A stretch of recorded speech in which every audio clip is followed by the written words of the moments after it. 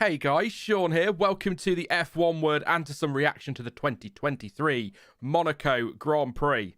I don't know what I expected from Monaco. Well, I do know what I expected from Monaco, but I certainly didn't expect that. I thoroughly enjoyed that race, and I'm going to say something that might be a bit controversial. I don't know how the chat feel about this, or if you watch this later, how you feel, but actually, the race was okay before the rain came. I thought there was just enough intrigue there with Max Verstappen on the mediums and Alonso on the hards and everything going on behind. There was just enough intrigue to keep it interesting. It wasn't one of those Monaco races where you just had massive field spread and nothing really happened. It was simmering. That's a good phrase. It was simmering.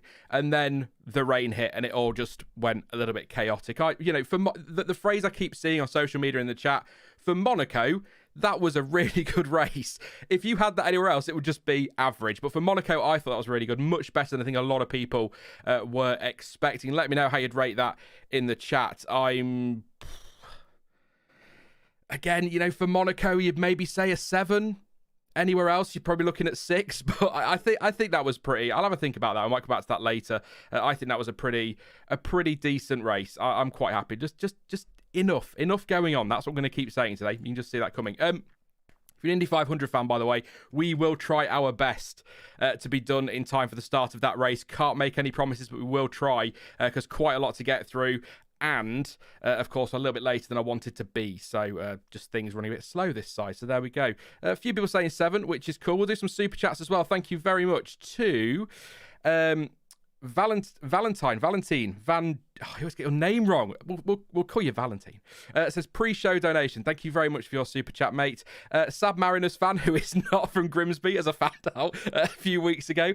So this is shaping up to be a great championship fight. Max is only 24 points clear of Aston in second. Let's see if they can close the gap in Spain. Very good. Thank you very much, mate. And thank you as well to Cardi, who says it was Monaco being what it was. Still not amazing, but it will never be. But they had to work hard for this result at the top. Still, quali yesterday is one for the history books, in my opinion. Holy freaking hell. Thank you for all your super chats. They will be prioritised tonight because, like I say, we'll try and make this stream a little bit shorter because of the Indy 500. So, yes, super chats greatly appreciated.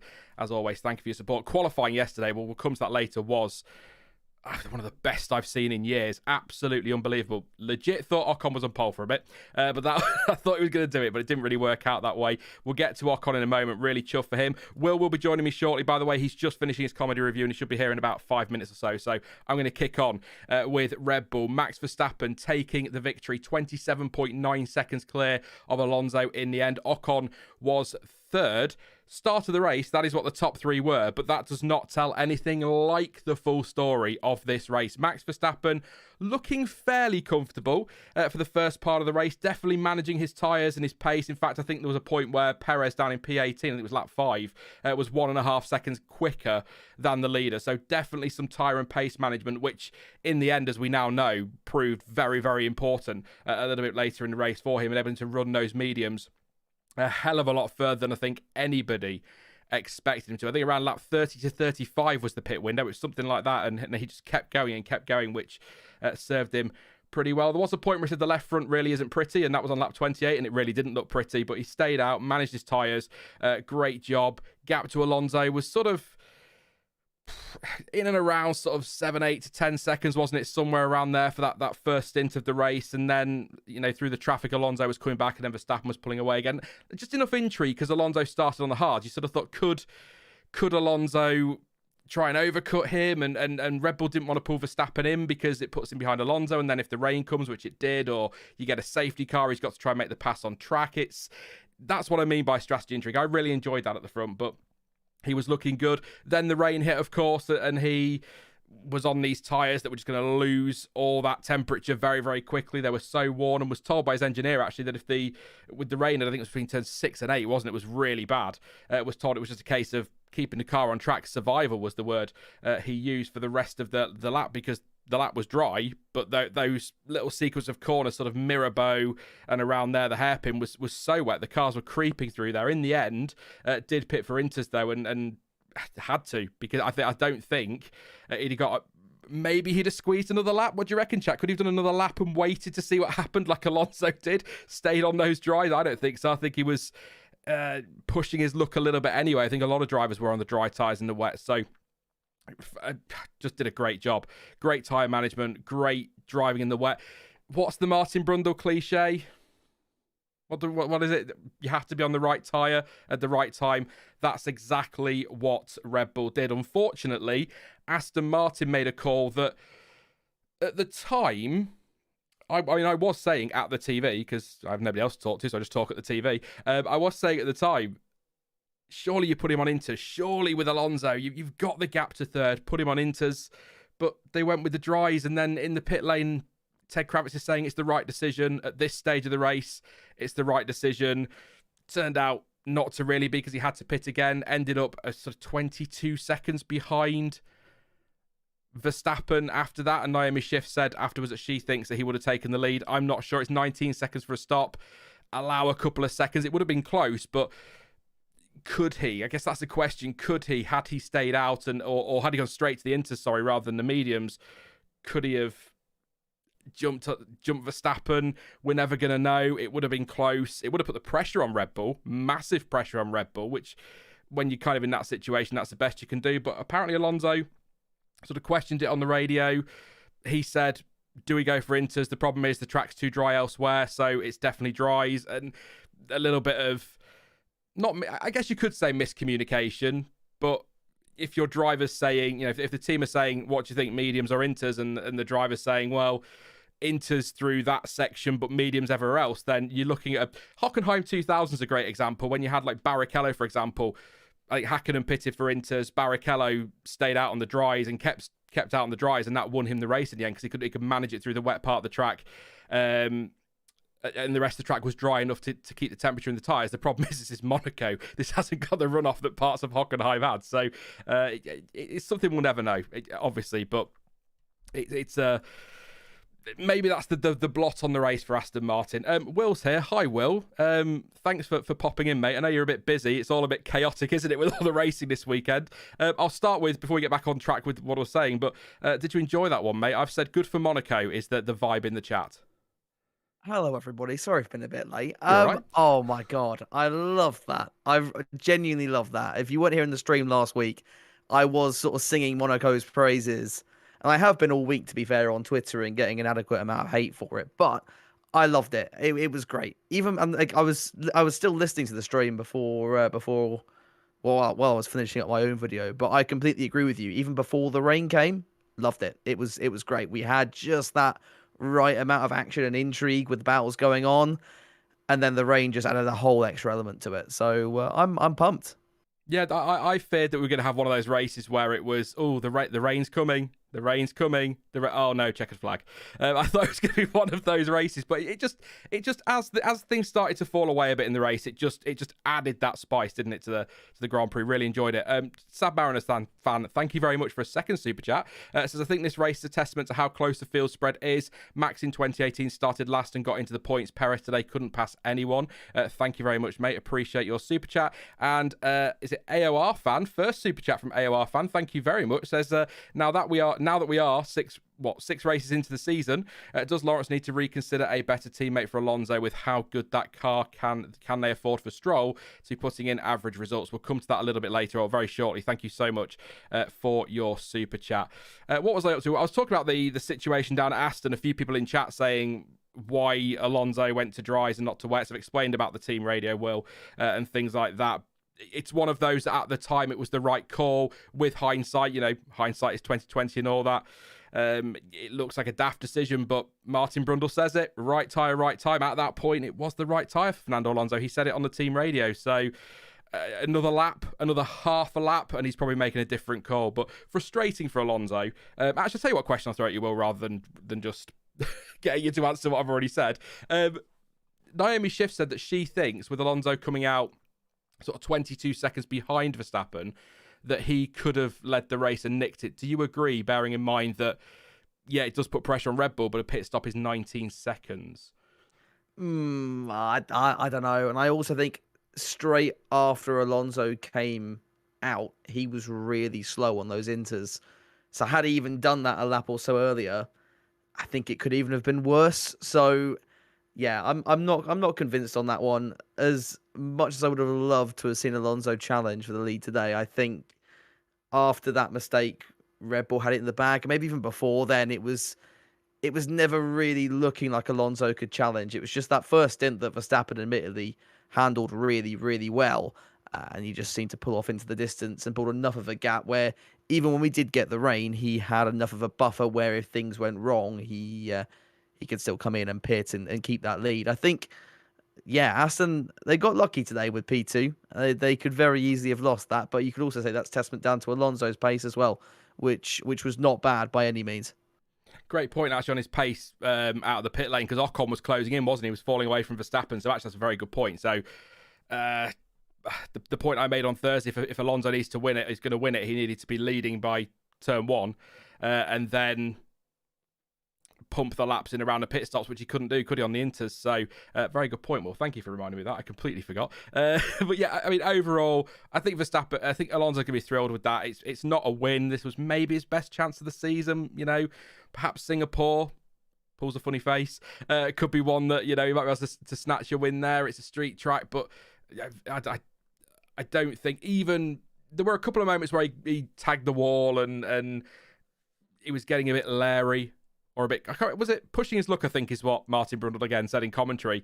But I never felt, even with the rain, like Verstappen wasn't going to win that race. And that's not just because the Red Bull is insane, but as I said earlier, the work he did in that first stint to stretch those tyres, to be able to stretch those tyres as far as he did, really set him up very nicely. And then he's got the buffer so he can make the call at the right time for the tyres. It just felt like he had that under control, even if at times he was scraping down the wall. So great result for Verstappen. Fantastic result for Alonso as well.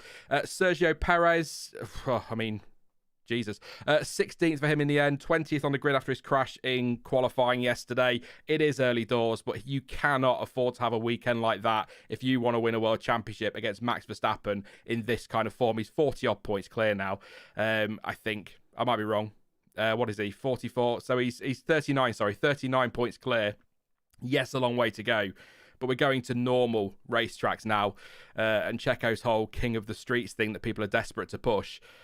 It's a while till we've got, Canada, but you've got a while to the next proper street track where Perez might excel. So that was a massive hit for him this weekend, and you can't do that against Verstappen. But I think if I was to sum up Sergio Perez's whole weekend, really, certainly from that incident in qualifying, it was scruffy. But I did write in my notes that all his incidents in the race kind of ruined a terrible weekend for him. He just seemed to make it worse and worse, didn't he? Horrible day. Yeah, I think even before the mistakes, this is not a defense of Checo by any means, but he wasn't even scoring points given the pace that he had, even before he ran into the back of, was it Stroll initially? No, hang on. He collided with Stroll, then he ran to the back of Hulkenberg. Yeah, but even before that, he was stuck behind Stroll for so long that there was no hope that unless they had maybe a lucky safety car at the end, that he was going to end up in anywhere near the points paying position. So, yeah, but Perez, it was just, as you said, the whole weekend just wasn't great. King of the streets, just not the streets that make up the Monaco Grand Prix this weekend. And it was, maybe king of all the other streets around Monaco. That seemed to be where he wanted to go. Just, it was messy, really messy. And I think it does just show once you lose that a little bit of focus around Monaco, your entire weekend can just unravel. If you haven't got that confidence in the car anymore, and I bet you that crash in qualifying hindered Perez in the race. I almost guarantee it. I mean, it's his I think it was his second quali lap, wasn't it? Turn one, and just went in with way too much speed. Like, way too much. So, yeah, a bit of a weird incident, that one, really. But, just a messy weekend. And as you say, it's the sort of weekend that you cannot afford when you're going for a world championship, especially when you're going for a world championship with Max Verstappen. Yeah. It was a big shunt, wasn't it, in quali? I mean, I will give credit to Red Bull as well for putting him on the hards nice and early at the start of the race. I think that was the right thing to do, and try and run to the end. But I mean, I guess you could argue, 20th on the grid in Monaco, you're going to struggle to score points. You've got to take the risk, haven't you? If you're going for a world championship or want to go for a world championship, you've got to take the risks. He had nothing to lose in that. He was either going to end up not scoring or not scoring. Was kind of how the race was going. So I sort of almost want to give him credit for trying, but it just all came across as very, very sloppy. And one thing I will mention is I'm quite surprised he didn't get a time penalty, by the way, for the incident with, was it Stroll, where he kind of went and cut the chicane to take the position? It was, wasn't it? After a bit of contact, cut the chicane to take the position, and then he ran into the back of the Haas a lap or so later. And then Stroll just kind of snuck past because he had to back out of it, and then the steward said, "Oh, he gave the position back." I don't think he gave the position back. I think Stroll took the position back because Perez had run into the back of somebody else. I mean, the stewards maybe said, "Oh, at least Stroll's got the position back. Let's not worry about it," because they seem today, for the most part, I know there were a few penalties, but for the most part, they seem not to want to get sort of ruining people's races. And we saw a couple of black and white flags, didn't we, rather than just sort of throwing out time penalties all the time for driving. We've got the sort of for driving standards. So I'm surprised that wasn't a penalty. I think that would have been, I'd have given that as a 5-second penalty, but that's just me. Lance Stroll, I'll let you have a say on that in a minute, Will, but just Lance Stroll in the other Aston Martin. Again, it's a weird one, isn't it? Verstappen, fantastic. Perez, pretty poor. Alonso, fantastic. Stroll, pretty poor. It's quite weird how that's worked out. So just not great from Stroll. He, a bit like Perez, just seemed to want to hit everybody and be everywhere but on track. Did try a move on the outside of Albon at the hairpin early on and then hit the wall on the outside. I mean, a really weird move. People say, "Oh, he's still young," but he's been in F1 since 2017 as Lance Stroll. This isn't a rookie by any stretch, and he's going into a space like that that's a gap that isn't really wide enough for his car and is always going to disappear. Albon's not going to let him drive around the outside of the hairpin, is he? Really, really weird. Did get some damage, but didn't end up pitting either. Did make a nice move up the inside of Sargent and Raskas, but I mean, Sargent at that point, his tyres were absolutely gone. Contact with Magnussen at the final corner and damaged his cars. He got a black and white flag for that. Came in for Inters at the end of lap 52 and then DNF after hitting the wall. I know his front wing got caught underneath the car, which would have done some damage as well, and he couldn't really turn in, but just like Checo, scruffy. Do you know what, that whole area, that whole point of the stream there, Will, for Perez and Stroll that we've stretched into 5 minutes, could have been done in one word: scruffy. Could have been, but we do like having a nice little go at Stroll, don't we? Just very quickly on that, I don't know what he was up to today, and I was sort of half paying attention to my premiere. Apologies, but whoever it was in the super chat that was saying that maybe Lawrence needs to look elsewhere. We know he won't, but the pace difference between them today was, or in fact over the entire weekend, was ridiculous. Like, okay, I get it. Alonso is very, very good, and he's up there with me with some of the best drivers on the grid at the moment. Stroll, on the other hand, we know is a bad qualifier historically, but that was really poor. When you're in arguably the second fastest car on the grid and you're going out regularly in Q2, it's really not a good look. And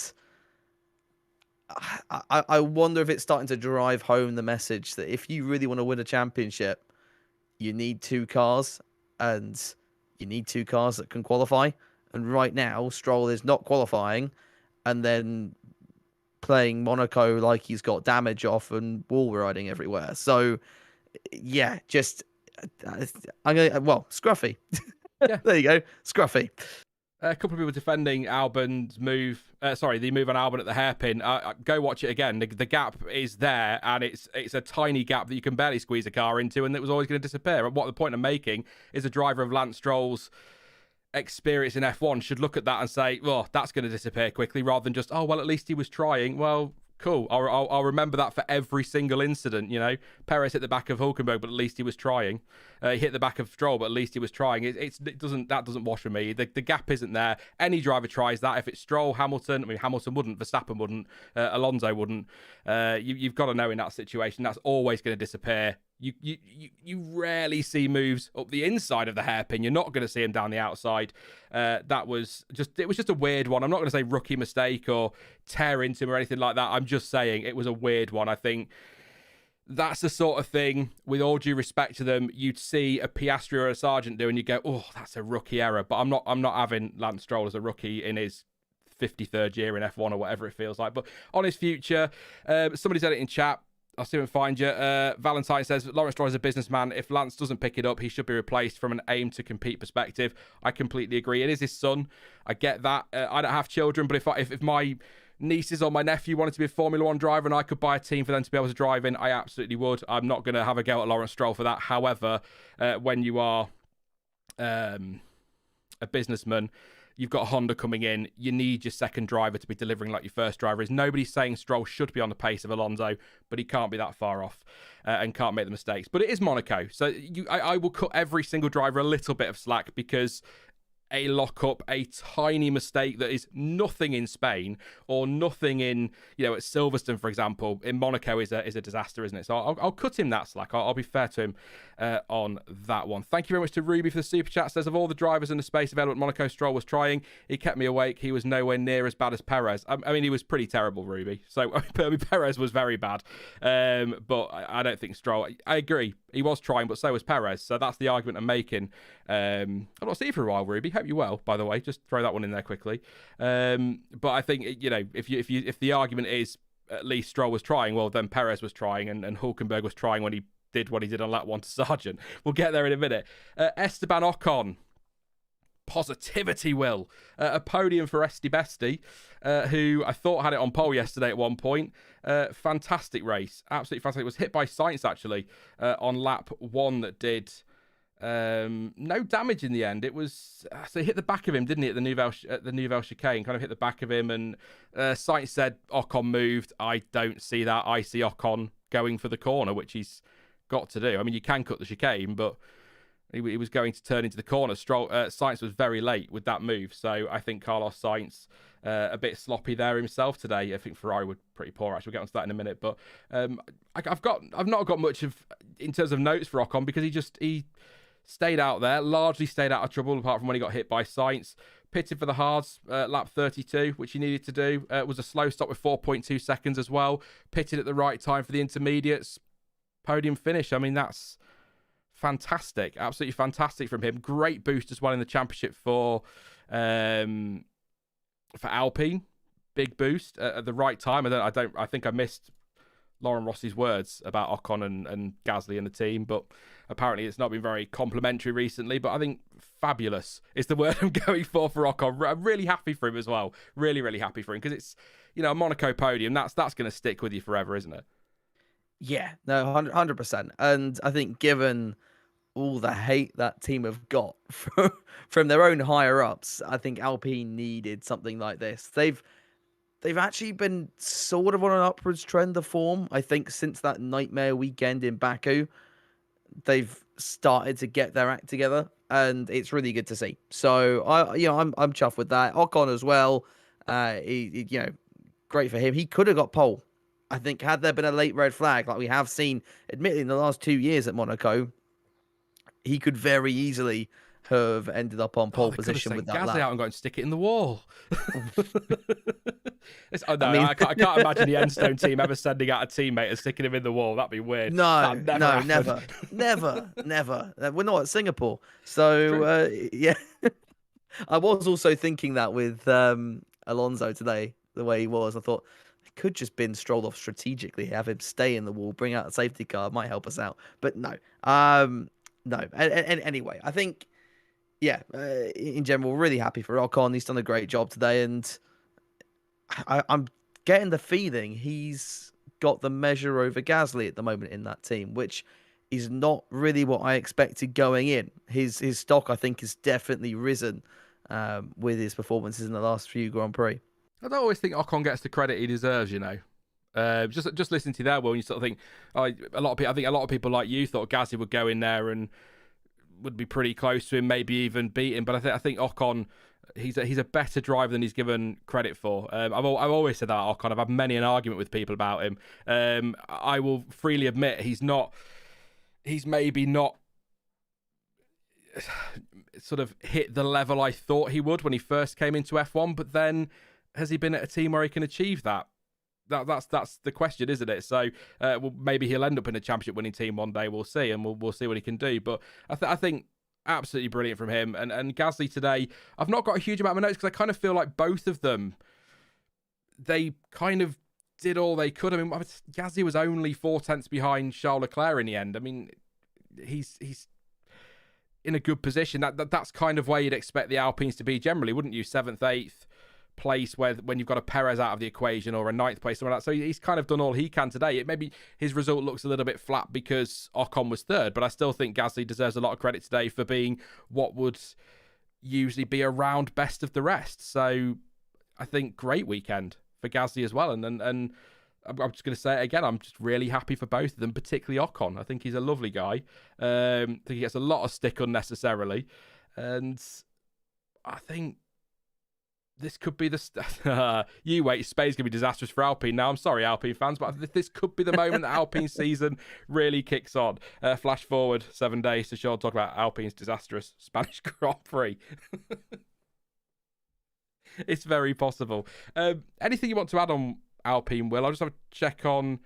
a lot of people give Ocon stick, Nick. It's silly, but I'll have a look through chat, see if there's anything we've missed on Alpine in case there's something to that. But I just feel like it was one of those, they did everything they had to do to bring home the result, and it just so happened that they put themselves in such a great position yesterday that result was mega. I said mega. Yeah, no, I'm with you, and I think it does, again, just show how important qualifying is around Monaco, because he was holding off the likes of Hamilton at the end of the race, he was holding off the Ferraris before that.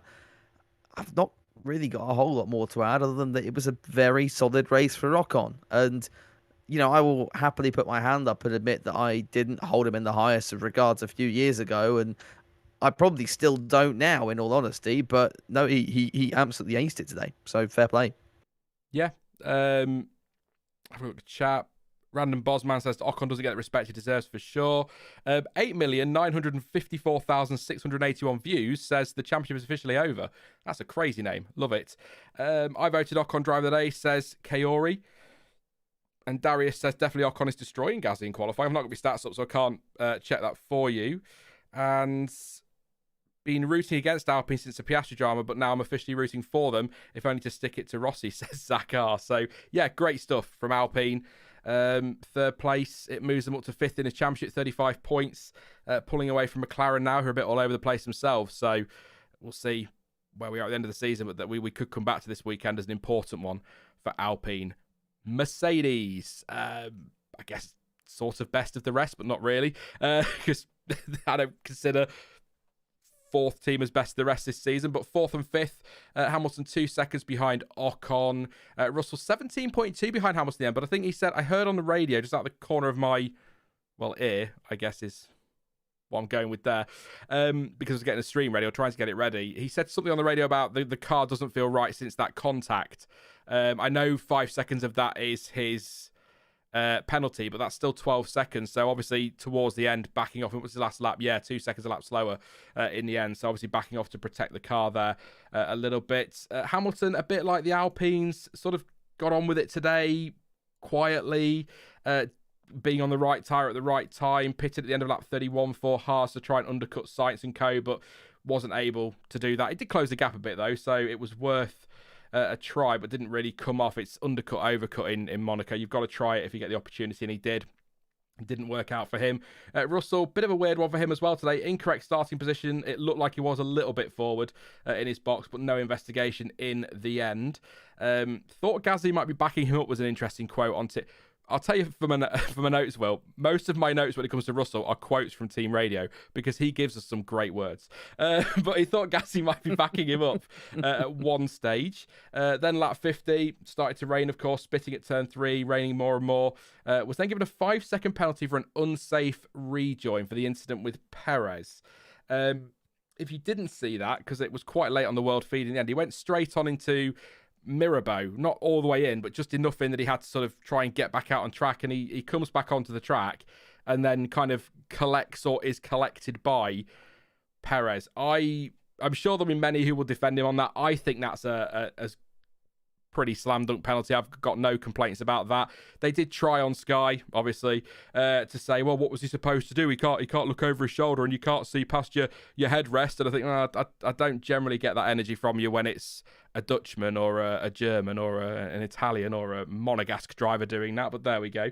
The reality is, my argument to that would be, I know it's wet, but don't just cut straight back towards the racing line in that situation. I know in Monaco that's difficult. I'm not having a proper go at George for that because, you know, the racing line is basically the track when it comes to Monaco, so maybe that's a bit harsh. But I think, you know, I guess unfortunate that happened, Will, but it's a penalty, isn't it? It was quite a hefty whack as well with Checo. Yeah, I think I need to see it a couple more times to make absolutely sure, but from the one or two times that I have seen it, it looks pretty blatant. I can see where the arguments from the other side come from, but equally, yeah, come on. Russell, it was a bit of a weird one today because I sort of felt like he got the Hamilton energy in that he just spent the entire race moaning. Hamilton, meanwhile, was perfectly quiet. It was strange, and Verstappen was on as well because there was no guys. I've got an engine cut. Guys, my engine doesn't work. When magically he goes and sets the fastest lap. That's his version of my tyres are gone, isn't it? Yeah. No, it 100% is. But yeah, just a bit of a nothing race from Russell, honestly. I mean, he performed quite well at the end, making that gap out to Leclerc, but I think, as you said earlier, Ferrari weren't particularly on it, especially in the latter half of that race. So, yeah, just a bit of a, that's a quiet, not quiet one, if you know what I mean. The performance doesn't particularly shout out, but he still made himself known. Sorry, I'm not making much sense here, but yeah, just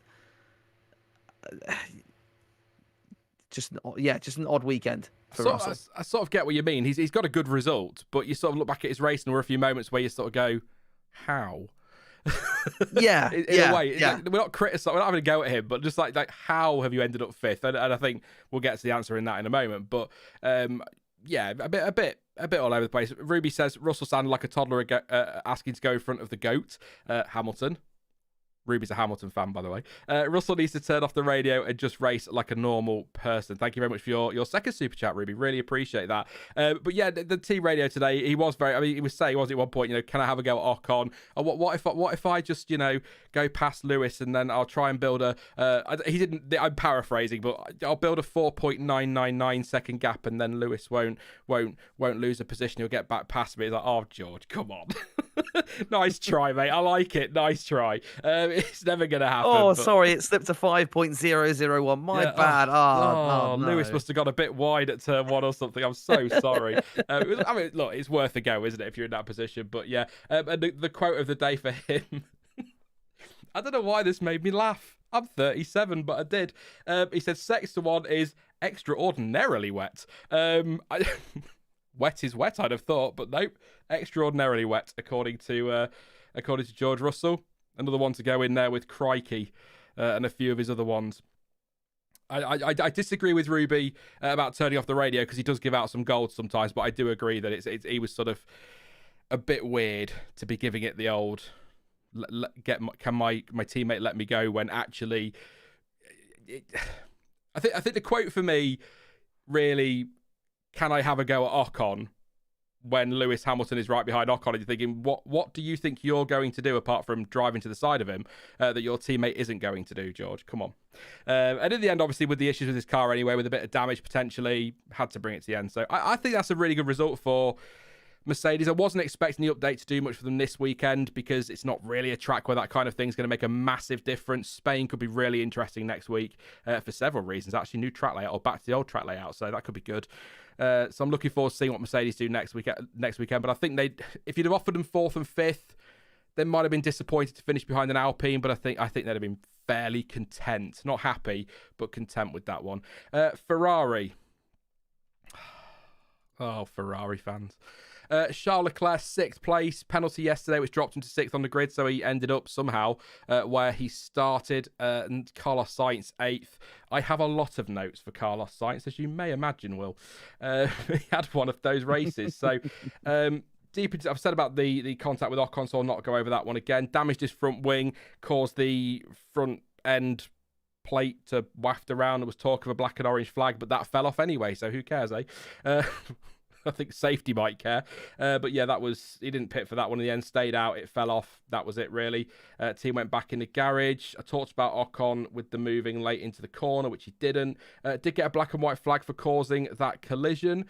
Degradation, I think this is actually a story for a lot of drivers today, was, quote, higher than expected. He was quite, and I know, are you sitting down, Will, by the way? I am. He was quite angry about Ferrari's strategy. I'll give everyone a moment to just soak that in. Really? I know. It's so surprising since they're usually really on it. I know. Sarcasm. He wanted to... Was it overcut Ocon, I think it would have been? Or yeah, because Ocon had pitted first, hadn't he? So he wanted to overcut Ocon, but the team were too busy covering off Hamilton, and Sainz was quite clear that he didn't really care about what was going on with Hamilton, and that really put him in a bit of a grump on the radio. So not happy with team strategy, which isn't a great. But I will say to Ferrari, they did double stack them and got that right. So a bit weird that both of them stayed out on the dries, but then Alonso pitted and put dries on when it started raining, and Verstappen has stayed out not quite as long as that. So Ferrari'd again a little bit, didn't it? It's not the worst. It wasn't horrendous from them today. I've got to say that. Did have a spin at Mirabeau. Did Sainz and tap the wall, but as I've put here, no damage to his end fence because it has long since departed. Was what I put there. I thought it was a lovely way to put it. End fence was gone. No damage was done there, but I think I'll just read the Leclerc notes as well. Much of the first stint behind Hamilton, pushed hard after Hamilton pitted and tried to overcut him, but that didn't work.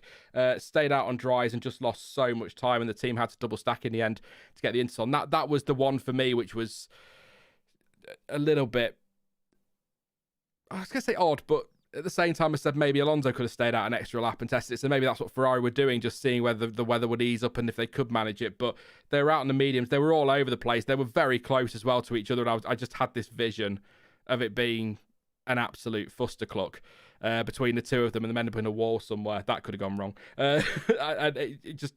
They lost so much time and it cost them massively. But that said, 6th and 8th place, I think Leclerc was sort of in and around there anyway, wasn't it? So I don't think that destroyed his race, but it's certainly a combination of Sainz's mistakes and strategy calls he wasn't happy with, and staying out on the mediums on a wet track. That really did shaft him today, because I think he had a shot at a podium. I don't think he'd have passed Ocon, because overtaking at Monaco isn't the easiest, as we know, but I think P4 he was looking good for, wasn't he? Until it all kind of fell apart, really.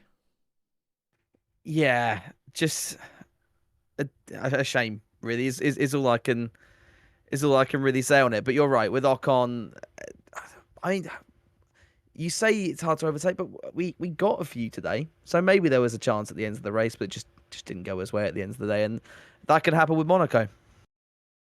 Yeah, I'll keep rolling on, mate. I know we want to try and get done for the Indy 500. If we overrun a little bit, I'll try not to, but there's no point you repeating what I say, me repeating what I say again. So, Stefan, thank you very much for your super chat. Says, what a race for 25 laps. I would have loved for Ocon to dedicate his podium to Rossi, just to rub it in. Also keen for Indy in 30 minutes. Yes, I'm sure a lot of you are very much excited for that one, but thank you for your super chat, mate. I appreciate that. Yeah, just on Ferrari very quickly.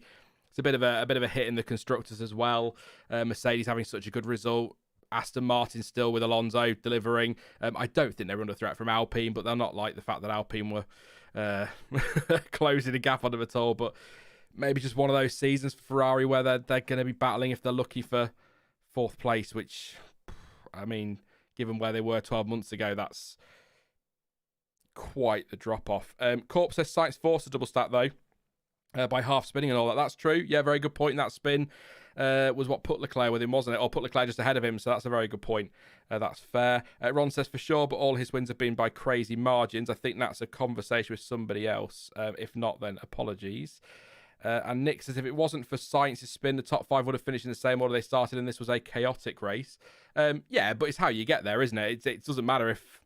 I've said this so many times with the World Championship. It doesn't matter who wins it. It's how you get there. But it's... If you end up with the same, it's like the top 3 with the same top 3 at the start, but that doesn't tell a full story. You know, everything with Alonso, the tyres, the pit stops, the question marks over how long Verstappen could run, Verstappen tagging the wall a couple of times, can Ocon hang on to 3rd. It's sort of how you get there. I take your point, Nick, completely, but I thoroughly enjoyed that one. Let's roll on from Ferrari. I don't want to dwell on that too much, because I don't think it's fair to tear into them, but at the same time, you've got to make the point that there were mistakes made today. McLaren, 9th for Norris, 10th for Piastri, double points. I'd never have believed if you told me that at the start of the day. I don't know why, but I just did think McLaren were there today. Not a huge amount to say, really. Both of them made a really nice move around the outside of Tsunoda at turn 1 late on, although that was helped by Tsunoda's brake issues. Piastri did scrape the wall at turn 15, I think it was. No damage to that inside wall, just a little brush, but all was good. Not a huge amount to say, but it's double points. McLaren, I said it a minute ago, they're sort of a little bit all over the place, aren't they, at the minute, Will? I can't really read where they are in terms of pace. One weekend they seem to be sort of 5th place and let's say best of the rest, and then another weekend they're down in sort of 7th, and they just seem to be feeling their way into this season, and I'm hoping maybe some upgrades will give them a boost. But it's double points. It's a decent result.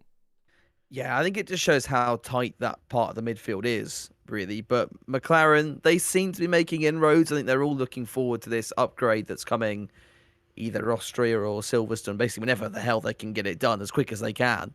But it was generally a very good weekend, a fairly quiet weekend, in all honesty, from them. I think the only other thing I can really comment on is fair play to Norris's engineers over in qualifying for getting that car ready for Q3, despite Norris slamming it into the barrier at the back. I mean, that I feel like should be getting more appreciation than it currently is. But just a quiet race that they got on with it. I don't think they were involved in the whole lot. Piastri might have clipped the wall, but I mean, who didn't? Let's be honest. And yeah, just a solid race for him. Marie Hove says McLaren didn't have an awful race for once. As a McLaren fan, I'll take anything positive at the moment. It is a bit all over the place, isn't it, for them? But I think the thing that will hurt them today was Alpine's incredible result. It's going to hurt them. But I think 6th place is probably where McLaren will end up roughly. They might nick 5th this season, but probably around 6th place anyway. So a transitional year. I said it right at the start of the season during testing. I felt like this would be a transitional year for McLaren with the wind tunnel and everything coming online. Sorry. So I think that was what this year was going to be for them. And Ryan says, I'm half an hour behind. Regarding Perez, it's over. He was supposed to win street tracks and hope for a few max DNFs later. Instead, he gets no points at Monaco. Curtains for him. I want to try and think of something to say now to Ryan, because he's half an hour behind. We could, something for the future. But at the same time, I've kind of just have. So there we go. Hello, Ryan from the past. Hope you've enjoyed the stream this far. And Nick says McLaren drivers are outperforming the car big time. Yeah, they're getting every. I think both of them actually. And Piastri's really surprised a few people start of this season with how. I think he's closer to Norris than people thought he would be, but I think both of them are extracting everything they can from that car. I really do. And Cameron says, I don't think Perez ever had a serious chance. His championship challenge was contrived by the media. Cameron, 100% agree, mate. I've come off these streams desperate to say it, and I haven't, to try and hope that maybe you get it together. But lots of people, is Perez going to challenge? And my answer has always been, I'd love him to, but no. I'd love him to. Just because I would love a fight between the two Red Bulls, and I'm a big fan of Sergio Perez, big defender of his generally, not so much this weekend. But yeah, I'd love him to, but no, I don't see it. Let's steam through the rest of the field then, because I've got very few notes on these. Bottas 11th. Actually, that's a pretty decent result for Bottas given where that Alfa is at the moment. Zhou was 13th in the end. He actually pitted at the end of that one for hards. But obviously had to pit again for the intermediates and everything else going on. So maybe they were trying to do some undercutting there. Didn't, sort of worked. I mean, we went from 19th to 13th, so he's gained some positions, and Bottas as well up in 11th. I don't think even with Bottas getting that close, I never felt like they were really going to be in the fight for points today. But still a decent result for Alfa. I think they will be relatively content with the drivers, I guess, not so much the car. And the other Alfa of Alpha Tauri, I'll do this together, Will, then you can have your say, mate. But the Alpha Tauri Tsunoda was going quite well with Yuki. Was sort of in that fight with the McLarens, but then maybe could have had points today. But the braking issues, he said, quote, the brake is unreal, not in a good way, and that kind of cost him. He went straight on at one point as well. Was it Sandervot? I think he went straight on at. Ended up sort of cruising around. I mean, this last lap was a 34.2. Perez behind was a 30.2 and Albon ahead was a 27.8. So he was really cruising at the end, which is a shame because I think he might have nicked a point today. May have been tough to fend off a Piastri, for example, but I think he had a chance. De Vries, I have nothing at all in my notes for De Vries except to say he finished ahead of Tsunoda because Tsunoda had problems. I'm sure Will have something to say about De Vries. But yeah, the two Alphas, Alfa Romeo and Alfa Tauri, meh. That's what I've got, Will. I'm afraid. Sorry, that's my review. I mean, I can't better it much. Alfa Romeo, I literally have nothing on. I forgot they were even in the race, to be honest. The only thing I can say with Alfa Romeo is, don't know whether you've heard this, the rumours being that they are going to partner with Haas from 2024. But that came out this morning. But Alfa Tauri, genuinely, I thought had a very underrated weekend. Given where that car has been, Yuki getting into the top 10. De Vries P12 was he in qualifying? I think.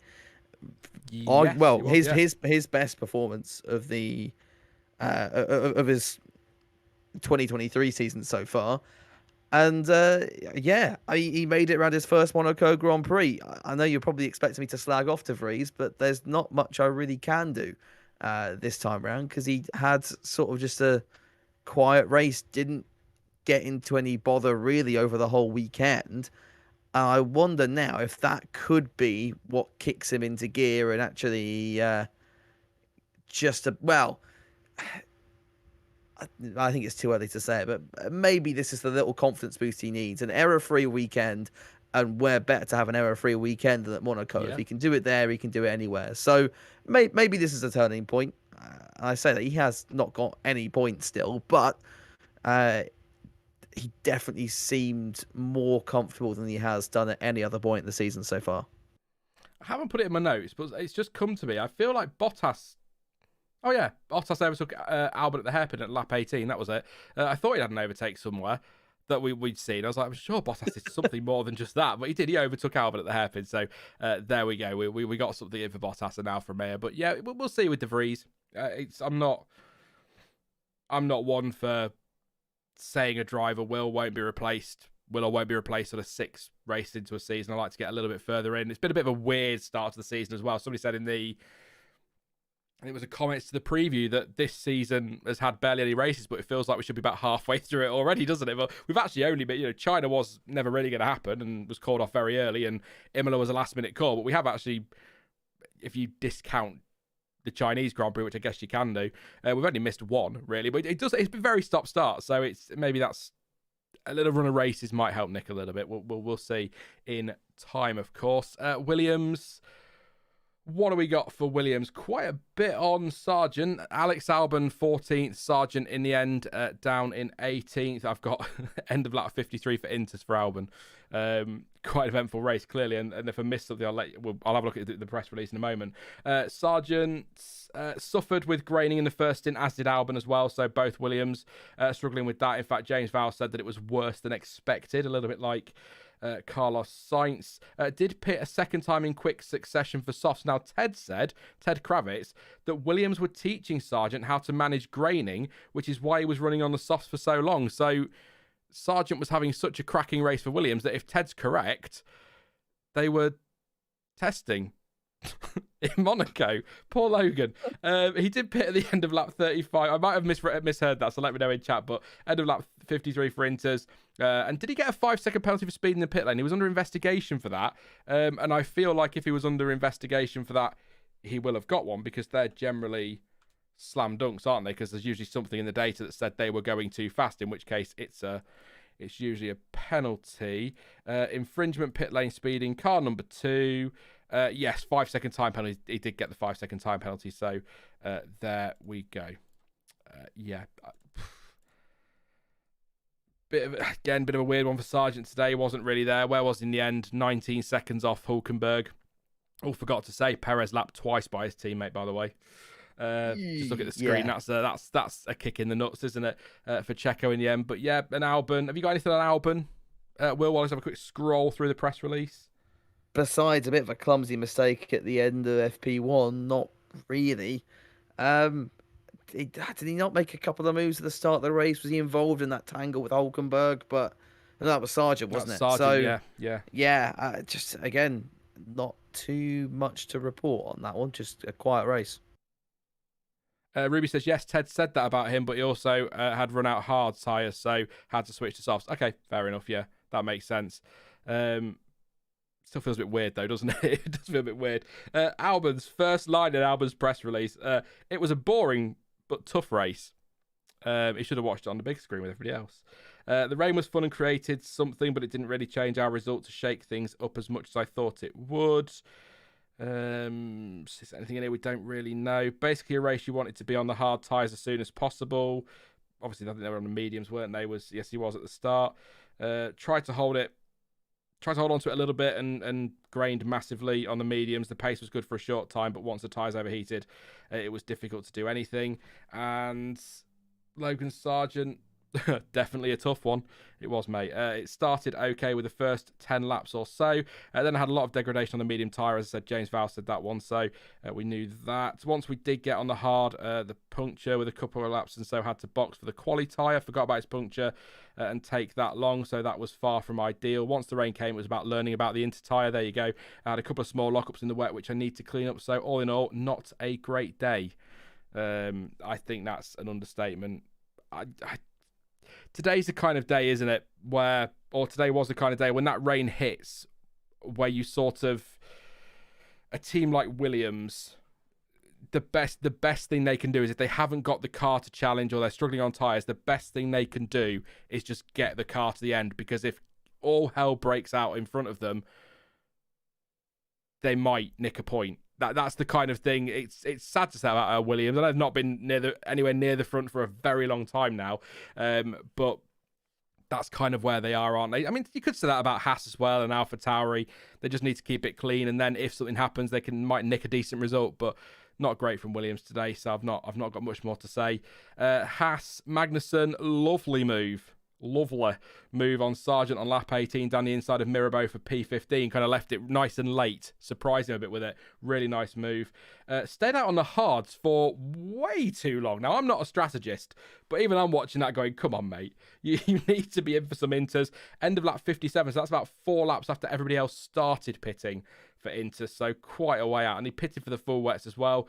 Crashed into the back barrier on the outside of Raskas before pitting, got going against that, was fine, and then pitted to retire towards the end of the race. I think it him that was hit by Perez? It might have been Hulkenberg, actually. Then Hulkenberg, he had a bit of a scruffy day, actually, to be fair. Went deep into Mirabeau on lap 1. There'll be a picture of it at some point on the stream. In fact, let's see if I can find that. And he just sort of locked up, got it all completely wrong, and ploughed into the side of Sargent, which probably didn't, there it is, it probably didn't help his day too much, Logan Sargent. Got a 5-second penalty for that one. I think that's fair, even if it is lap 1. He still caused that. I thought he'd hit Stroll, as well. I thought he caught Stroll, but I don't think he did. And then later overtook Sargent at the Nouvelle chicane for P17 on lap 19, then got a 10-second time penalty for failing to serve his penalty correctly. Or failing to serve his penalty. Full stop. So essentially, looking very briefly at this, Hulkenberg entered the pits having received a 5-second penalty. Pit stop was observed on multiple angles of video by Race Operations Centre and subsequently was checked by the stewards, and the team failed to serve the full 5-second penalty before working on the car, which of course then gives him a 10-second penalty. So a bit scruffy from, that's the word of the stream, scruffy. A bit scruffy from Hulkenberg today at times. A few mistakes and then not serving his penalty correctly. I guess that's on the team, really, isn't it? For that one. So just not a great day. Hulkenberg 17th. Magnussen ended up retiring right at the end. Miserable for Haas, which they're sort of, they're a bit like McLaren in they're a bit all over the place, but more extreme. Don't forget, in Miami, for one reason or another, Magnussen qualified 4th. And here we are. And it all went to pot in Monaco. So anything on Haas, Will? No worries if not. There's not a huge amount. So I'll have a look at some quotes on Twitter. I mean, besides it being a bit of a disappointing showing for their 150th Grand Prix, of course, not yeah. a whole lot. A real shame, really. But it went wrong in qualifying, and then that carried through into the race. It's kind of a similar story as the likes of Alfa Romeo and Williams. That poor qualifying meant that they didn't really do much. I also thought that Hulkenberg clipped Stroll on that one. Like, when I was watching it live, I thought, oh my God, that's another case of the Aston Martin being indestructible. Of course, Stroll proved us wrong later on in the race, but it was a bit of a weird first lap for Hulkenberg. A few mistakes and maybe just a little bit too eager trying to get, because he made it 4 positions, I think, on that first lap, probably because he punted half of them out of the way. Yeah. But would have been quite a good opening lap besides the Mirabeau incident. But hey ho. Yep. Well, that's the field done. We'll leave it there on the field. Driver of the day then, Esteban Ocon. I think rightly. Drive, no offense to Verstappen or Alonso, but I think rightly won driver of the day. One surname in chat. Let me know who you've got for your driver of the day. Who are you going with, Will? I think I'm looking at that very quickly on the timing screens. I can see 3 pretty obvious shouts in there. Yeah, I'm going. It's between the top 3 realistically, and Ocon's getting it for me. Alonso, I think, drove very, very well, but didn't do anything that really stood out. It was Ocon, and it's sort of driver of the weekend as well. I think can go to Esteban. Just a really, really good performance all around. I can't think of him but making a mistake all weekend. And around Monaco, that's an impressive feat. So a bit boring, I guess. But I'm siding with the general public, going with Ocon on this one. Yeah, Ocon was my pick. So to make it interesting, I think I'll go Alonso. I think I could go Verstappen, but Verstappen did tag the wall a few times. So not a perfect day, but then at the same time, he was bloody brilliant in that first stint. But I'll say Alonso because I often say Verstappen anyway. Just because, yeah, okay, fine. The pit stop maybe cost him possibly, perhaps, a chance. We'll never know. But, the team have their say in that. From a driver's point of view, he didn't put a wheel wrong, did he? For me, Alonso. So unless you're going to tell me he smashed up the back of his car 3 times and I completely forgot about it. But I'm going to say Alonso. Just Ocon is my pick, but Will went with Ocon. A lot of chat going with Ocon. The vote was Ocon, so I'll say Alonso to mix it up a little bit. Sean, is it Morel? Says Ocon. Dory Skog says Verstappen. Michael Heiss says Mother Nature. Ruby said Hamilton. I'm shocked, Ruby. Absolutely shocked. Space says Max. Cameron Preble says TV director. Fantaboy15 says Verstappen. I'm going to butcher this. NT Lespino says Gasly. David Cox, just Ocon, really. I love that. Chris Downing says Verstappen handled the mediums well until the rain came. Yeah, I touched on that just then. That's what was leaning me a little bit that way. But yeah. Nick Surface says Joe. Fill in the blank says Esteban and Max. That's all really. Asmi says Alonso because I don't like Ocon. Fair enough. Arif says Yuki. Yeah, again, Yuki had a good race, didn't he? Or a really good race till the brakes kind of went wrong for him. Space, Max is still on the mediums. Driver of the day. Carmen says Max or Alonso, TV director too. Bye Monaco director, you won't be missed. It wasn't much better today, wasn't it? The usual. Although I did miss the random Stroll interruption. Corp says Yuki for his engineer trying to crash him. That was a good team radio as well. Big Man Pat as well saying Verstappen's first stint. Ayinka says Verstappen for the quali. Good point. Yeah, great fight. What a final sector that is. There's a graphic actually that Formula Addict have done. It's on Twitter. I think it's on YouTube as well, where they show kind of an overlay of Verstappen and Alonso's laps, and it is all in that, not even all in the final sector, in the latter stages of the final sector is what makes the difference. It's definitely go and find it. It's a really good thing to have a look at. He hit the wall twice in the final sector, didn't I think it was? So there you go. Ruby also says that Rain is driver of the day. Richie says Alonso. Marie says Alonso for me. Ron says Alonso is unreal. Sonoda was doing pretty well before his brakes went off, says Arian. Or Arlen, sorry. And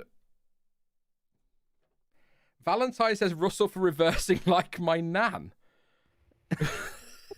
Which is fair enough. And Brendan says Ocon. Brilliant. I should have used that in my video. That's fantastic. I might save that one now.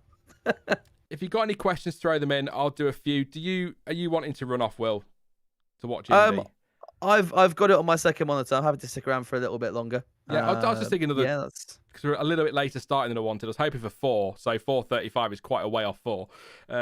Maybe 15 minutes, and then we'll wrap it up. So I've got it on record, so I'll catch up later. 15 minutes behind. I'm not that far. Who's winning, by the way? The Indy. They've literally just set off, and Okay, poor who are you Graham going for? Rahal Sorry. is. Oh, who? Oh, right. Sorry. Rosenquist. I really don't know. I feel that with Indy, it's always the race chooses you, but I'll chuck Rosenquist in there. But honestly, could go anyone's way at the moment. Yeah, I mean, I have to say Ericsson. Anybody who's been watching the channel for pretty much since day one, he was known in the Discord server that we used to have as King Marcus of Ericsson. So I kind of have to say him, really. And just on a football stance, Leicester are winning, so come on, Leicester. Anyway, if you have any questions, please do pop them in chat. Like I say, and we'll answer a few. Please do drop a like as well. 384 here. A few will now start disappearing for Indy. We've just got to hit 100 likes. If you are leaving for Indy, enjoy it. Hope it's fantastic. Please do leave a like before you go, though. Any questions, obviously, super chats take priority, but we'll take a few from chat, and we will end at 6 UK time, so about 15 minutes. Yeah. This year's Indy is more difficult to call than usual, says Richie. Chris says the GOAT we didn't deserve. Should I give up supporting Ferrari, says Jack. Yes. There you go, Jack, mate. Yeah. Who should you support instead then, Will? Apart from, obviously, Alpine. Alonso. I'm an Alonso fan now. I've decided this year. I feel like I'm not just glory hunting because I was a Ricciardo fan for the last 10 years. So I've done my time. Alonso. David wants to know, can Alonso finish P2 in the championship? Let me get my championships up. Me championships. Let me get my championship. What the bloody hell? I mean, he is only 12 off Perez. So, I mean, he can. But I just think, Perez, he's made a couple of mistakes this year, thinking Australia, and then obviously this weekend was scruffy for him. But largely, he's picking up those second places if he's not winning, isn't he? And I think the pace of that Red Bull is just going to be too much. But I think it feels obvious to say it now, looking at that championship table. I think Alonso's got a great shot at top 3, and if you'd have offered him that at the start of the season, he'd have ripped your hand off for it. I'd like him to get second. Nothing against Perez, though. I love Alonso to get second. Perez will need to bin it a lot more for that to happen. I just feel like that. Yeah, as you said, the pace of the Red Bull is too much, and yeah, unless Aston can find that little bit more, I think third place perfectly doable for Alonso if he can carry on his current form. But I think P2 is a bit of a stretch. Yeah, I think top 3's got a great shot at that. I mean, kind of all depends what this Mercedes update does next week. They're not saying that it's going to be a world beater. I think the line seems to be that this is the first part. This is the foundation of a reset of concept, if you like. So it's not something that, they're not suddenly going to be fastest team next weekend, a second clear of everybody else. It's not going to be like that. But I think the idea is that they build on this over the course of this season, then into next year will be where they make the big jump forward, or they're hoping to. So I can see Alonso hanging on to that, but it's a big ask, isn't it? Because if it does get close between, say, Alonso and Hamilton, or Alonso and Russell for P3 in the standings, that's where you need your Strolls taking the points away. And he's sort of not doing that. Where is he, Lance? He's picked 27 points in that Aston. Feels, well, shambolic, to be honest. I know he had mechanical issues, didn't he, in Jeddah, which cost him, and then he's had a sloppy one this weekend at times. Mistakes have been made, but 27 points when, and I know it's Alonso we're talking about, but 93 versus 27, that's quite a big jump, so it could cost them. Kaori says several former F1 drivers moved to Indy next to Super Formula. It's the next best thing to F1. I do like a bit of Super. But it's because I like Liam Lawson, so I've started watching. That's why. Ruby says, will Sean do a post-IndyCar stream? No. Oh, IndyCar stream, sorry. No, I won't be. I don't know enough about IndyCar to talk about IndyCar. You'd also be here way too late on that one, mate. Yeah. Nick wants the stream to keep going for Indy. I won't do that, no, because people will want to go off and watch it, and I have no idea what's going on. You said they started, but they appear just to be going around very, very slowly at the moment in lines of 3. Means nothing to me. I know they have a rolling start, and I am trying to learn. John will be livid. He won't be listening, but he'll be livid if he watches this back later. Like, last year I sat with you in your living room and taught you through this, and you still don't understand. Somebody did ask a good question, actually. Well, I mean, they're all good questions because, we like to answer questions, but it's not there. Oh, he's deleted it. It was Valentine has deleted it, so he might pop it in a bit, but we'll see. Is tyre really lasting 3/4 of the race more and more, or is Max tyre whispering better? They are very durable, the Pirelli tyres, aren't they, Will, at the moment? And I think if you've got... what helps Max is being out front. If you could be out front, although he wasn't in Miami, was he? And he still managed to do it. But if you're out front, no dirty air, managing your tyres like he was today, that is a massive help. But, I mean, these are... I would argue these are possibly... I think, correct me if I'm wrong, Will... certainly some of, if not the most durable Pirelli tyres we've had since they came back to F1. Yeah, I think we keep asking them to make it less durable, sorry. And they keep going the other way. So, I don't know. That being said, we've had some good races this year. So, I don't know. I would prefer, though, to see less durable tyres, a couple more pit stops in the race, less one-stoppers, really. Sorry, I've got my eye. They've literally just started Indy 500, so I've got an eye on that as well. Well, I've got a question actually for you, Will, because you do watch a lot more than me. Space has made the point. It says, "Be honest, Indy is not that good." I'm not having a go at Space when I say this, but I wanted to ask you, Will, is there some kind of law that I've missed? Because there seems to be this thing where, if you like IndyCar, you have to slag off F1. And if you like F1, you have to slag off IndyCar. Is it against the law to just like both and accept that they can coexist in the motorsport world and they're two different things and you can enjoy both? Or is that too logical for the internet? I mean, I slag off both, Sean, so I think I'm a little bit of a hard person to ask. except tunnels. You hate everything. Love a good tunnel, mate. Anyway. I love Indy. I love Formula One for different reasons. I think Indy is just drivers on absolute crack going for it and making mistakes and every now and then producing some really decent racing, and Formula One's become a bit too safety. And that's not from like a halo point of view. I more just mean that I kind of like to see drivers giving more things a send now and giving more things a go, and you get that a lot more in IndyCar. Drivers taking risks and making gambles, which is great fun. So yeah, I like them both for different reasons, but as you said, that's probably a little bit too complicated for the internet. Yeah, I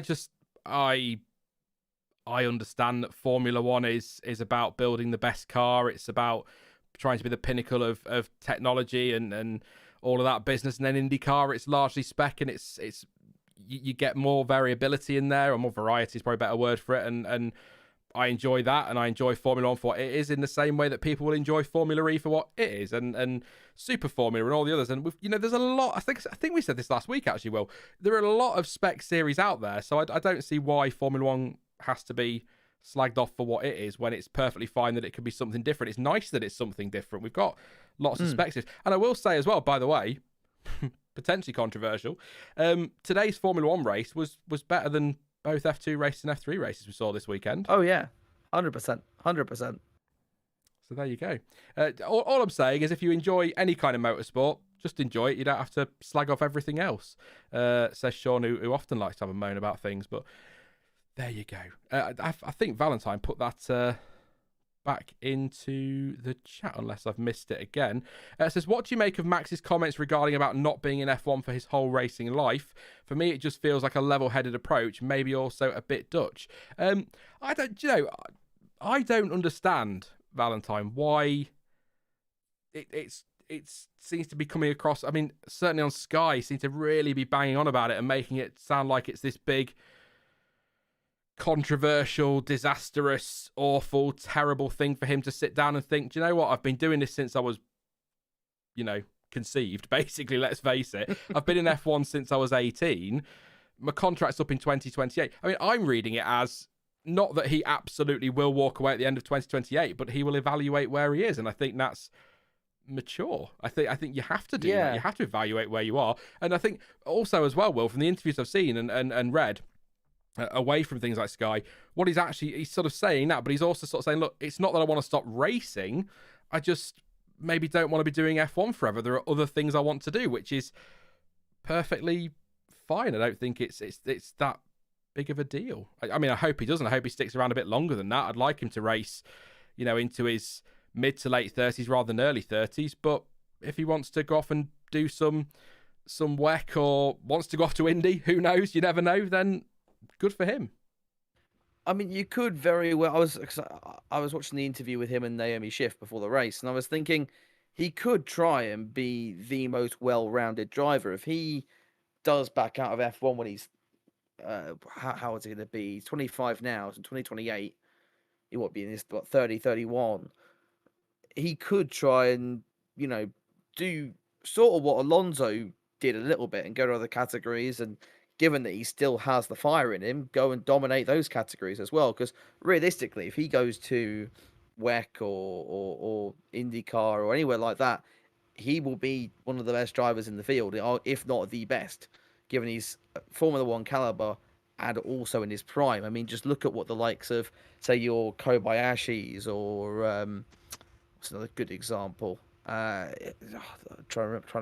A name that's completely left my head now. But drivers that have been subpar in Formula One but have gone off and dominated other series because they were still Formula One caliber. They just weren't top of the creme de la creme of Formula One. So I genuinely think he could be just trying to be the best all-rounded driver there's ever been. That might be his end goal, and he gets to try out a whole lot of different machinery in the process. He might fancy having a go at the Triple Crown. You never know. That's just what I was thinking, actually. Yeah. He might not. He might get to 31 and go, do you know what? I've never worked at McDonald's.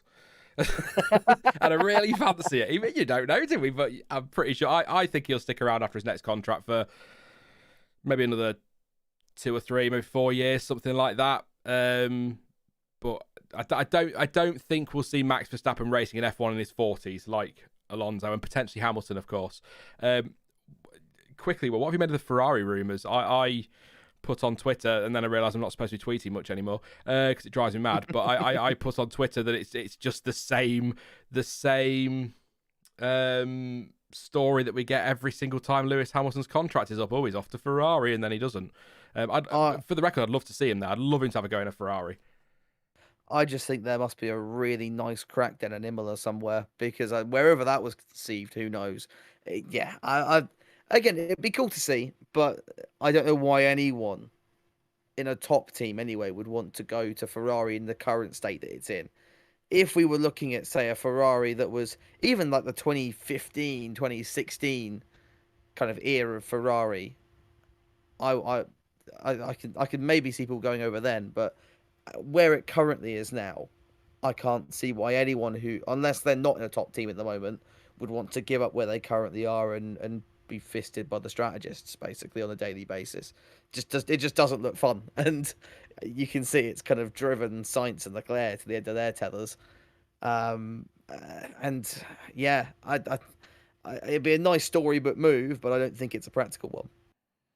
No, if I was in Lewis Hamilton's position, I would not swap for Ferrari at the moment. But I guess it's a bit of what made it weird for me is that of all the problems at Ferrari, yes, Sainz has had a bit of a scruffy day today, and yes, Leclerc's made mistakes, but actually, I don't think the drivers are the big issue and the priority. I think there are other things that need to be prioritised in that team before you start trying to bring in a Lewis Hamilton. And it's, people might make the comparison of, well, Schumacher went to Ferrari, which he did, but Schumacher went when he was much younger, a lot of his career still ahead of him, to rebuild that team, to help rebuild that team with Ross Brawn and Rory Byrne and Jean Todt and whoever else, Stefano Domenicali. But Lewis Hamilton goes there. If he signs a deal, he might do 2-3 years there, maybe push it to 4. Can we see Ferrari turning everything around and building that in a couple of years? I mean, Schumacher wasn't a million miles away in 97, but I think that Williams was a better car. I think the door was left open for him there a little bit. 98, yes, he was in it to the end, but that McLaren was incredible. Beautiful car as well. 99 could have won it had he not had his accident at Silverstone, and it took him to 2000 to actually do it. So, I mean, that's what, 96, 7, 8, sort of 3 or 4 seasons before that car's potentially, or that team's ready to be competing for titles again. If you follow historically what happened with Schumacher, which is what people keep drawing as a comparison, but I just don't see why Hamilton would give up an improving Mercedes that he knows inside out and that know him inside out to go somewhere that just, well, you put it perfectly there. Well, I won't repeat it, but you put it absolutely perfectly with things like strategy. The only thing I will say on that is, if you recall last summer, I said on a race reaction stream, and I quote, "I'll tell you why Fernando Alonso is not going to join Aston Martin." And then literally the next morning it was announced. So it could well be now that tomorrow morning Lewis Hamilton is confirmed at Ferrari for next year. So just a heads up on that one. Don't take my word for it. That's just my view on that one. Yeah, Big Man Pat says Ferrari, there's always next year. Liverpool, back to football. Sorry, Manchester United did a bit now as well, but Liverpool, in football, it was always their year, wasn't it? Every start of every season, this is our year, and it never really happened. And that's kind of how I see Ferrari a little bit. Oh, this is Ferrari's year. And then about 3 laps into the first race of the season, you're going, it's really not Ferrari's year. Unfortunately.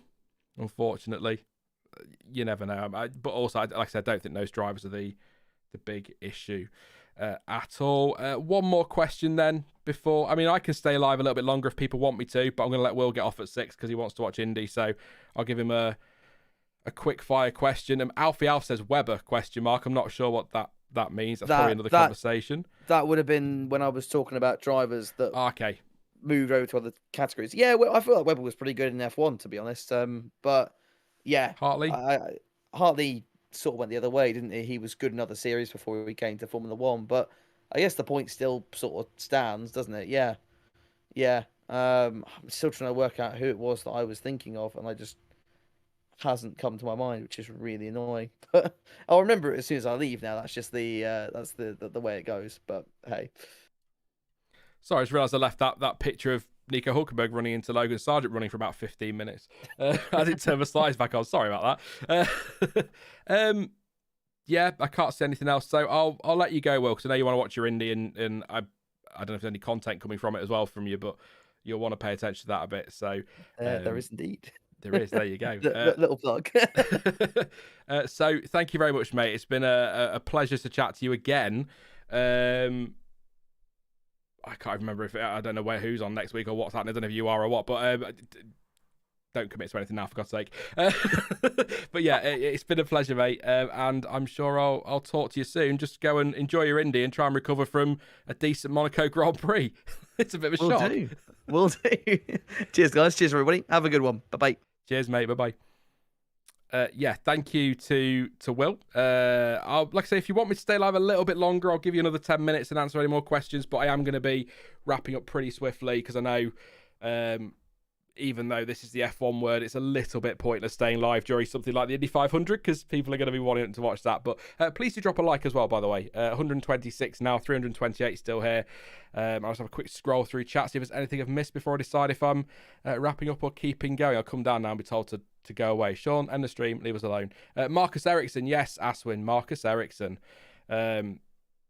Fantastic. Hippity Hoppity says, more importantly, how was your day, Sean?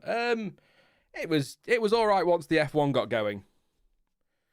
Yeah, is the answer to that one. But I guess the polite British answer is I'm fine, thank you. It's all been wonderful. There are no issues whatsoever. Hope you are okay yourself, Hippity Hoppity. Hope you've had a good day.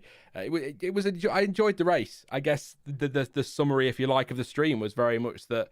A, we can get through the order quickly when we want to, but B, I think it was a decent race. In fact, what's the poll saying? What have you guys said? Yeah, 26% says great. I can't personally stretch to great, but that's that's your poll, your guys' call on that one. 19% said average. Which I think if that was, somewhere like Silverstone, then it would be called an average race.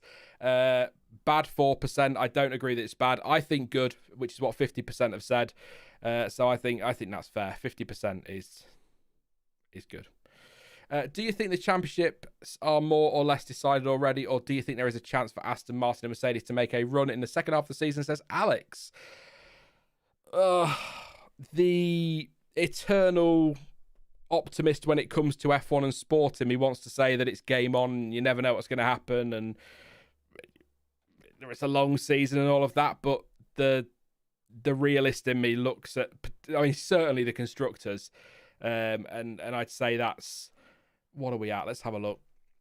Largely there in 249. That's, that's a 129 point difference already. I don't see, unless Checo does what he did this weekend every single weekend, which I don't think he will by any stretch. I don't see anyone turning around the constructors, and in the drivers, I mean,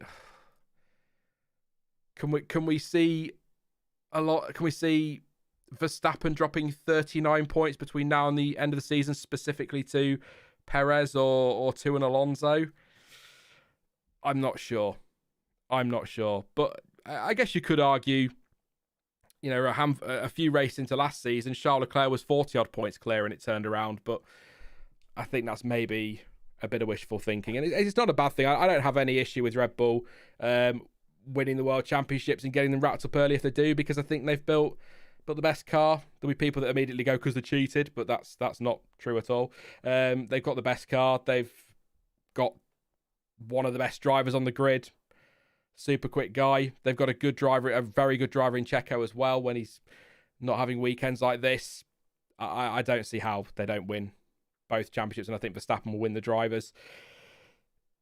I'd love Perez to put a fight up, or put up a fight, and I'd love Aston Martin and Fernando Alonso and Mercedes with Lewis Hamilton, George Russell to come into the mix, and Ferrari to get it right as well and to bounce back. I mean, how good would that be?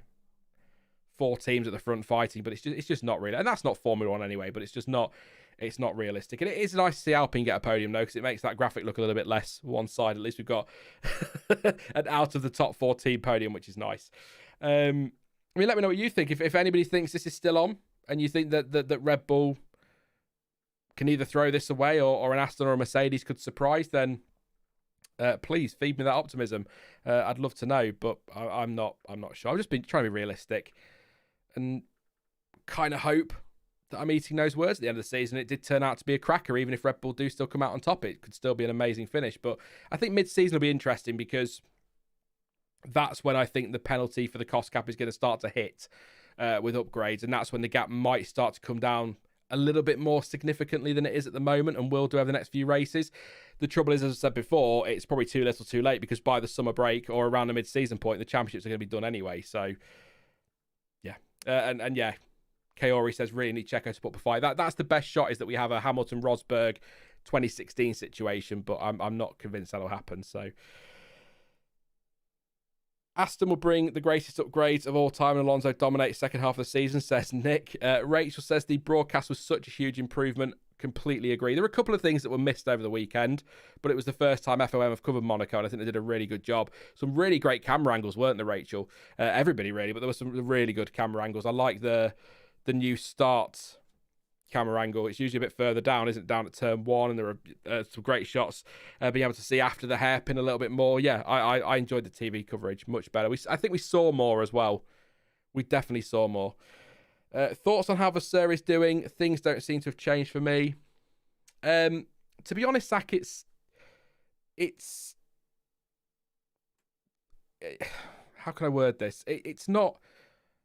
I wasn't expecting Vasseur to come in overnight and make any big changes. There are a lot of things embedded at that team over the last few years, and there are a lot of things that need to be changed behind the scenes, and that's all going to take him time. I feel like for Vasseur this year, I think we need to cut him a little bit of slack, or be patient with him this year.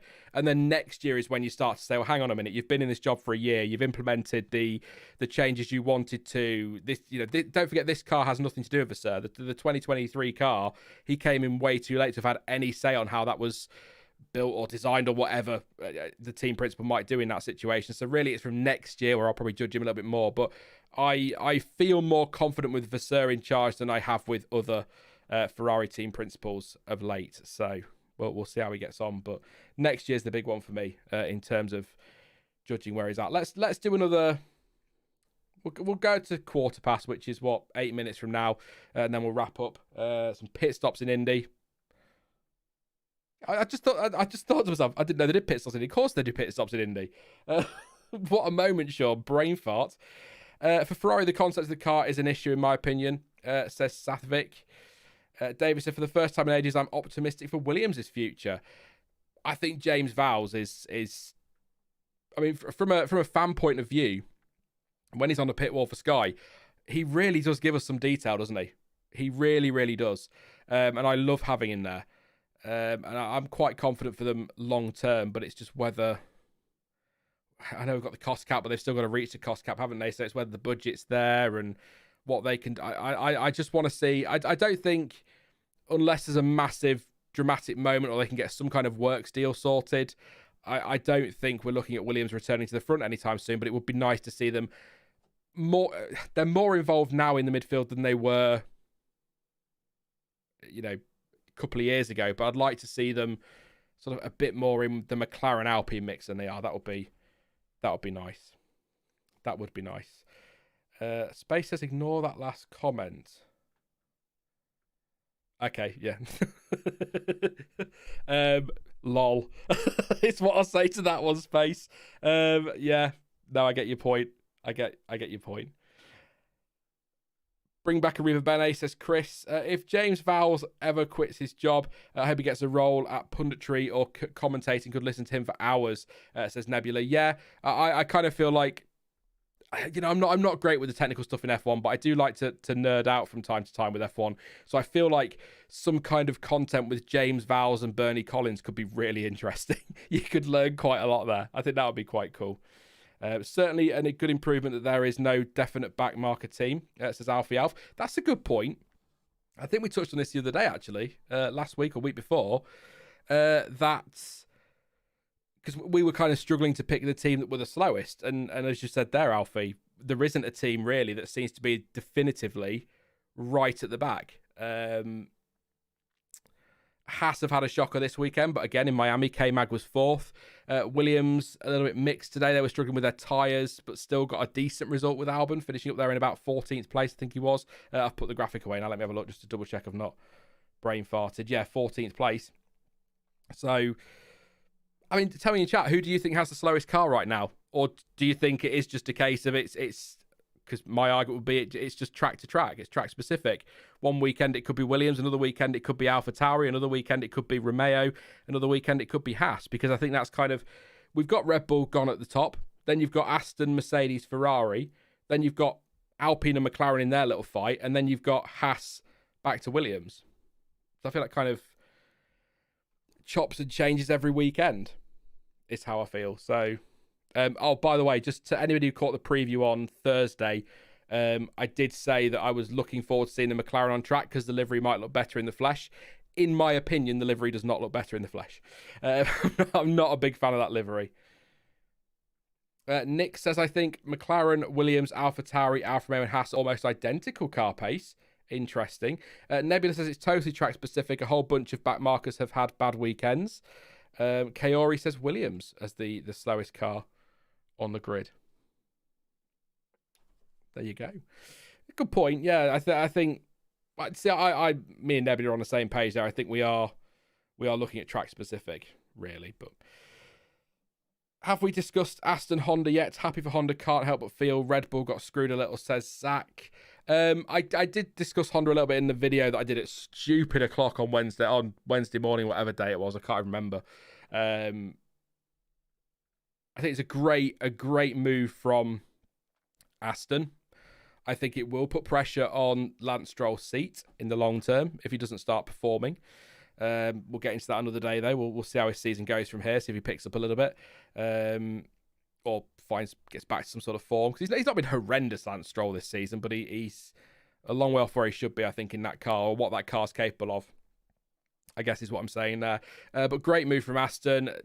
There is this thing in Formula One or the belief that you're not going to win a world championship as a customer team. So to get a works deal with Honda is really smart. And it's what I said about, go back a few years now to when I did videos on it, but when Honda and McLaren kind of broke up and was sort of what Honda going to do, that for me was the moment Williams needed to go, get here, we want you, and build Williams with a works manufacturer, build with them and move forward. And I think that was a great opportunity that was missed, but obviously great for Honda because they got themselves in the back of a Red Bull, so and won world championships. But I think the deal's good. Looking forward to it. The whole Alonso, I like the meme of, oh no, what's Alonso going to do? But they'll be fine. You're not going to get rid of an Alonso when he's performing like this. And it's a long time since the GP2 engine comment. If they've not got over it by now, then maybe time to get over it, because it has been a long time, is my argument there, I guess. But happy for Aston, excited. I mean, that whole team, there's such a buzz about them at the moment, not just because of the improvement this year, but the changes at the factory and the infrastructure and the money that's coming in. And I'm really excited for them. So I hope that works out going forward. And as for Red Bull, I don't feel for them because they've got the money and the budget to do things they want to do, and they've got Red Bull powertrain set up now. But I can see there might be some frustration. I think Red Bull fans might be frustrated as well that Honda disappeared, kind of left Red Bull a little bit high and dry. They did help them out with helping out with Red Bull powertrains and all of that, but they did sort of leave them high and dry when actually they could have stuck around and won championships with them over the following few years, and then they could have been a massive force together in 2026. It just seems odd that barely 2 years after they said they were going, that they're back again. It's weird. But Honda are like this. Renault do it as well from time to time. They're weird. They're sort of they come back and they're here for a few years and they go, oh, we don't really want to do Formula One anymore, and then they go away, and then 3 years later they're coming back again, and you're like, oh, for God's sake, just either it's why, and this won't be liked, but it's why I don't have a big issue with Ferrari getting a little bit extra for their legacy payments, if you like, because Ferrari have been here pretty much since day dot and have not really ever gone anywhere, and they stick to Formula One. They're loyal to Formula One. Formula One is loyal to them. Some might say too loyal to them from time to time, but I think it's fair to reward that when you've got the likes of Honda coming and going every few years. That does frustrate me, but really looking forward to seeing what Aston do with that one. I wouldn't be at all surprised though to see. Well, who have we got actually? No, because there's Ford, isn't there? Partnering with Red Bull powertrains. Then you've got Aston have got Honda now. We've no Mercedes, Ferrari. We've got Audi coming in as well. There's Renault with Alpine. Is that 6 manufacturers from 2026? So if you do get, if Andretti can get theirs sorted, and I know that's going to effectively be a rebadged Renault, it's still going to be another brand coming into Formula One. I'm just trying to think if somebody else might, like a Porsche might have a Porsche, might have a rethink, but we'll see. But that's 6 manufacturers. From where don't forget, not long ago, Red Bull were threatening to pull out the sport because they couldn't find an engine deal and had to rebadge a Renault as a Tag Heuer because Mercedes wouldn't give them one, Ferrari wouldn't give them one. Now we've got 6 manufacturers. I know Ford are a bit of a weird one though, aren't they? They're not actually building an engine as such. They're working with Red Bull powertrains, but yeah, I'm excited for their future. Sorry, that was a bit of a waffle. I didn't mean for that to waffle quite so much. Do you think Perez's championship chance hurt by this result, says Rocket? We talked a little bit about it earlier, Rocket, but yes, I think this is the kind of weekend, we both said it, me and Will, this is the kind of weekend where we expected Checo to excel with it being a street track, but with Verstappen on his form, he couldn't afford a weekend like this, and it's hurting big time. And I 39 points off now. I'll play the card one more time. You never know in Formula One, things can happen, but I'm not expecting anything from not anything. I think he'll win races between now and the end of the year, but I don't think he's going to need to take 39, 40 points off Verstappen and hope that Verstappen shits the bed for the rest of the season as well, and I don't think that's going to happen. So I'll try and be optimistic and say you never know, but I don't think so. But I think we'll wrap it up there. Just a couple of comments I'll read on the Aston Martin or on what you've been saying. with Aston Martin and Honda. Zach follows up by saying, if Aston was fighting for the championship right now, I think they'd drop straight at the end of the year. There's no way Mercedes should be only 1 point behind them. And Fallen Shall Rise says, Red Bull got to keep the factory Honda engine with money poured into it, then use them leaving to get all the other power units frozen. Seems to have worked out okay. I think it's more the point I'm making is it'll be more frustrating that Honda went through the fuss of wanting to leave and then ultimately came back a couple of years later, or announced they were coming back for 2026 a couple of years later. That's more what I'm saying than anything else. So, yeah, I think we'll leave it there. I've answered that one, I think. Del Carno about Alonso possibly taking P2.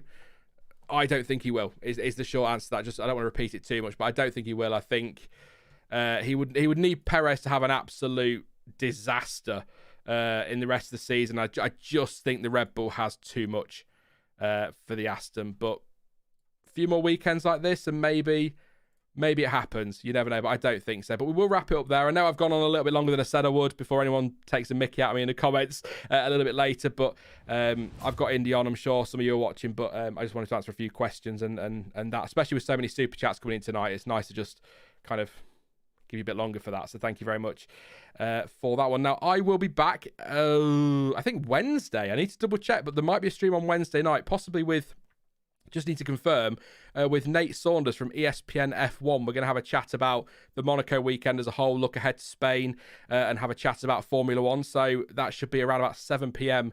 UK time on Wednesday. I will confirm that in either community thing, or I'll schedule a stream. I'll do it on Twitter. I'll let you know.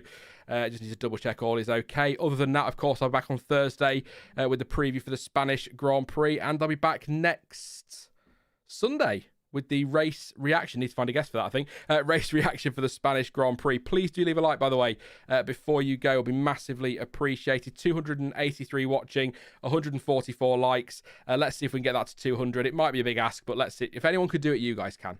So let's do it. Thank you for your super chats as well. And don't forget to subscribe if you are new, so you don't miss out on any future streams and videos and all that lovely stuff. But as ever, thank you for watching. I've been Sean. This has been the F1 Word. And until next time, goodbye.